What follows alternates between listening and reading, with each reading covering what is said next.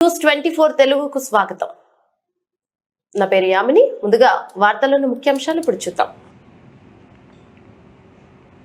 జన్నరం మండలంలో అన్ని గ్రామాల రైతులకు కావలసిన ఎరువులు, విత్తనాలు అధికారులు అందుబాటులో ఉంచాలని బీఆర్ఎస్ పార్టీ జన్నరం మండల ప్రధాన కార్యదర్శి సులువ జనార్దన్ కోరారు.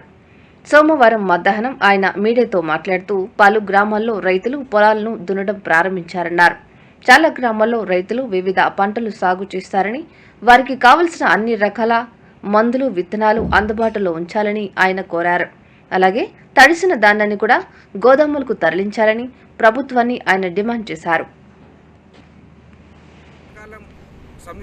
సమీక్షిస్తున్నది కావున రైతులకు ఎట్లాంటి ఇబ్బందులు లేకుండా ఎరువులు, విత్తనాలు అందుబాటులో ఉంచే విధంగా అధికారులు చర్యలు తీసుకోవాలి. ఎందుకంటే రైతులకు ఇబ్బంది కలగకుండా అధికారులు తగు జాగ్రత్తలు తీసుకోవాలి. రైతులు ఇబ్బంది పడకుండా నకిలీ విత్తనాలు